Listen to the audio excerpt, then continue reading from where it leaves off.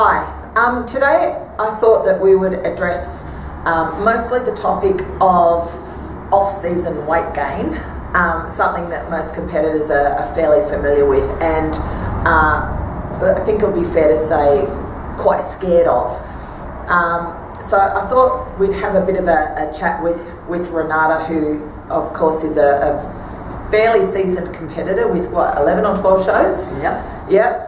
Never been unplaced in any of them, and we'll get a bit of a perspective from Renata as to how we go about dealing and reconciling trying to gain muscle without gaining too much body fat in the off season. So just a little bit of a background with you. You're no stranger to exercise, although when you first came to BC, 6 years ago, you didn't really train with weights much, did you? No, I was a cardio junkie. Cardio junkie? 2 hours a day, 7 days a week. Okay, so did you hear that, folks? 2 hours a day, 7 days a week. That's a lot of cardio. Yeah, absolutely is. And what was going on for you back then? Like food-wise, what were you doing? I thought I ate healthy until I signed up with Ing. But I think my headspace at the time was like total stress, because an hour a day run in the morning, an hour at night when I'd knock off from work. I didn't give myself a lot of time around the house. Thought I ate healthy until Ing had a look at my food sources. My things were like soy milk, muesli for breakfast, the things that people call healthy, but in actual fact weren't suitable for me. And I actually ate less then than I do now, quite frankly. Yeah. It's actually my mum who said, "Oh, Renata, you're getting older, you're eating for your 40s.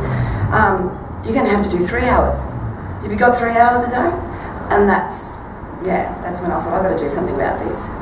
And of course, as you know, my take on cardio, like seriously, who's got the time to do 3 hours, even 2 hours, even really 1 hour of cardio? It's not really advantageous to creating the best body composition anyway. So let's move on to, let's look at 2011. Okay, you went over to Austria, to Baden, competed at the Universe and came fourth. Now, what was your immediate goal after getting off stage? To get bigger. To get bigger. Absolutely no problem with it. I don't have a problem with eating anymore either. I'm really happy to say I can eat. I believe in eating the right nutrition around the right time, but at the same time, it doesn't do my head in if I go and have some brown rice with my salmon and asparagus at dinner time. I'm so comfortable with that.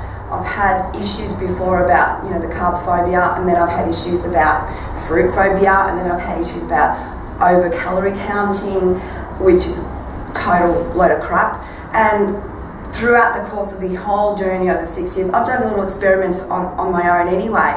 And I discovered whether I leave the carbs out or whether I eat them, it doesn't bear any difference to me on the scale weight, other than mentally I feel like I need it, I'm thinking about it all the time. So instead I factor it into my day, and I still don't calorie count. Occasionally I'll weigh my protein portions because that's my main concern. I don't weigh them daily, just now and then, just to see, am I still on the 150 gram portion 6 times a day? Other than that, there's no counting. I just eat until I'm satisfied, and my body tells me when I have to have my next meal. And it generally is about 2.5 up to 3 hours. And guess what? If I'm hungry and I want a 7th meal, I have it. And I don't feel guilty about it. No guilt whatsoever. Because at the moment, my biggest thing is to get those calories in, always good calories, train consistently, get my water in, because I want to be able to have more food when I start prep, when I come down next year and not feel hungry. Mind you, I never do feel hungry because I'm on a mission, and I don't complain about feeling hungry. I don't feel hungry because I'm on a roll, and I'm always happy while I'm in that prep mode.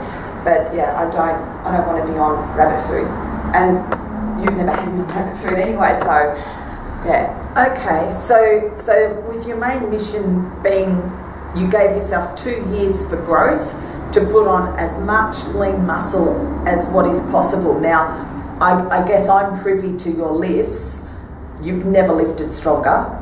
Your lifts are quite phenomenal. No other girl, at least with BC, comes close to your lifts. Clearly that is somewhat attributed to the great clean eating, to having high energy and the low energy carbohydrates in your daily eating. But I guess with the amount of calories that you have a day, your body fat perhaps is a little higher than maybe you're comfortable with. I don't know. Are you comfortable with carrying that little bit of body fat extra when your ultimate goal is to try to go back to the universe next year and get a better placing, if not win it? In all honesty, I have my days. I do. I have my days where I'll put on certain clothes that I used to wear when I was a different size, and it'll be like, but it quickly is overridden by the idea that I know I'm going to look bigger, I'm going to look better next time round. It's just having that one goal, that one purpose at the moment. I don't look like an untrained individual, but I don't look like I'm ready for stage. And you're not meant to, because you're supposed to have that difference. You're supposed to look different. If you looked like you were stage ready all the time, then where's the wow factor in that? So you are a believer then of probably the most efficient way to gain lean muscle is to be in an excess of calories? Yeah. Absolutely. Yeah, 100%. You know, like you've often told me, you cannot do both. You just can't. And my body type, the way it is, you know, predominantly meso, it just needs the extra calories. That's all it is. At the moment, I will say too, like the only cardio that I do, and it's only for my own headspace that you allow me to do it, is 20 minutes a week. And I told you earlier in the year, it's only because I cut cardio out altogether.